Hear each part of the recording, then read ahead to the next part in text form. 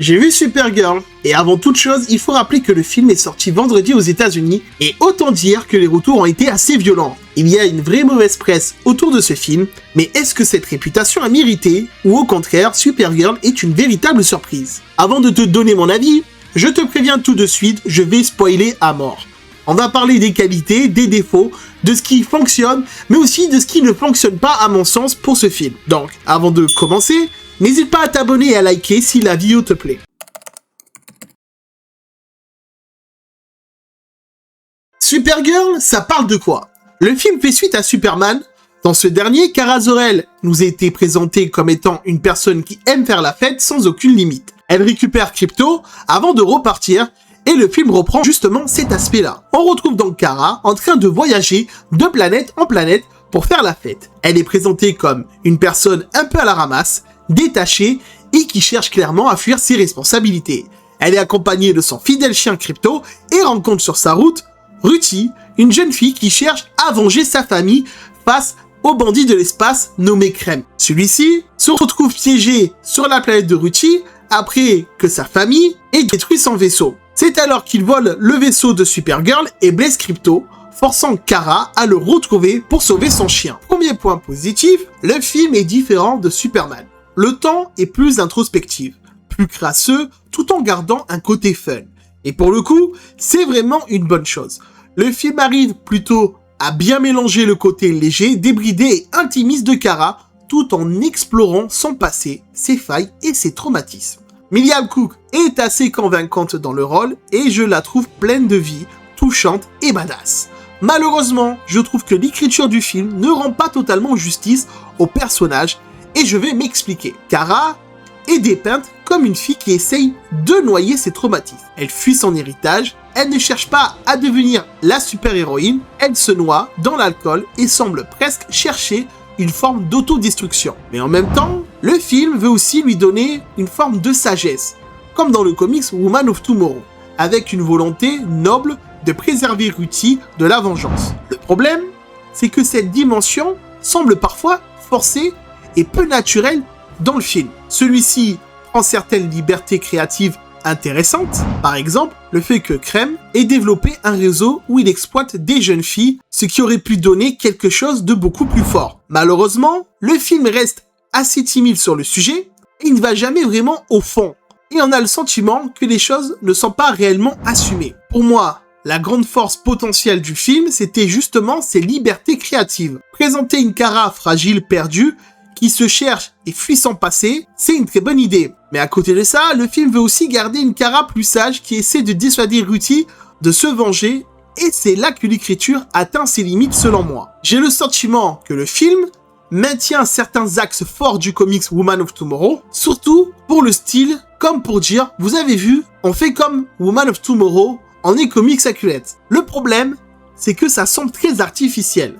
Ça manque de saveur, ça manque de fond, et je vais donner un exemple pour ceux qui ont lu le run de Tom King. Attention, c'est un gros spoiler. Kara finit par éliminer Krem à la fin du film. En soi, ça ne me dérange pas. Le problème, c'est que le film cherche à préserver ce côté sage et moral de Kara, comme dans les comics, alors que son action de fin, du fait qu'elle élimine Krem, contredit le message du comics. À mon sens, il fallait assumer pleinement le côté borderline de Kara. Le film aurait pu montrer une vraie évolution où le personnage devient une meilleure personne mais finit tout de même par tuer Krem parce qu'il représente un grand danger étant présenté comme un prédateur. Après attention, Kara a quand même une évolution intéressante tout au long du film, mais je trouve que cette évolution aurait pu être beaucoup plus marquante si le film avait assumé davantage ses choix. Je pense aussi que le récit autour de Krypto aurait dû être abandonné selon moi. Le film aurait gagné en impact en se concentrant davantage sur la vengeance de Ruthie et sur le trafic de jeunes filles. Ça aurait donné un récit plus dur, plus direct et plus cohérent avec le temps que le film essaie parfois d'installer. Et surtout, le scénario aurait été moins éparpillé. Malheureusement, le scénario n'est pas le point fort du film. Il se révèle assez fragile, notamment à cause de ses faux semblants liés à Woman of Tomorrow, mais aussi à cause de nombreuses facilités scénaristiques utilisées pour rendre Supergirl vulnérable. Ce genre de maladresse s'accumule et finit par fragiliser le film. Le rythme est assez étrange et inégal J'ai vraiment eu l'impression qu'il y avait des coupes au montage, ce qui ne rend pas service au récit. Il y a aussi une forme de censure pour rendre le film accessible au grand public. Certaines scènes sont censées être violentes, mais elles ne montrent quasiment rien. Pas de sang, parfois hors champ, et au final, on sent que le film n'assume pas totalement la noirceur de ce qu'il raconte. Je reprends encore l'exemple du trafic de jeunes filles dans l'espace. En revanche, le gros point fort du film, c'est tout ce qui entoure le lore de Supergirl. On a l'occasion de voir Krypton et de constater que les Kryptoniens ne sont pas tous maléfiques. Même si une scène confirme les intentions inquiétantes de Jor-El, toute la partie autour d'Argo City et la tragédie qui empoisonne ses habitants est vraiment intéressante. Kara est confrontée à un cauchemar, elle voit son peuple mourir autour d'elle. Pour le coup, j'ai trouvé ça extrêmement fort. La scène où elle vit la mort de sa mère, puis croise Krypto lorsqu'il est encore chiot, fonctionne très bien. Sa scène avec Zor-El est également marquante. J'ai trouvé intéressant de la voir quitter son monde à contre-cœur, porté par les paroles de son père qui l'invite à rester bienveillante malgré tout ce qu'elle traverse. Au passage, l'interprétation de David Corenswet en Superman est excellente. Il dégage quelque chose de chaleureux, de sincère, et son alchimie avec Kara fonctionne très bien. Autre point fort, je vais sans doute vous choquer, mais je suis désolé, je trouve que la version de Ruchi en film est bien meilleure que celle du comics. J'ai beaucoup aimé son interprétation. Elle est noble, déterminée, vive d'esprit. Et ses interactions avec Kara sont plus naturelles et plus spontanées que dans le run de Tom King. Concernant Lobo, je vais être honnête, c'est clairement Jason Momoa. C'est même limite le même Jason Momoa de Aquaman 2, mais avec du maquillage et une moto.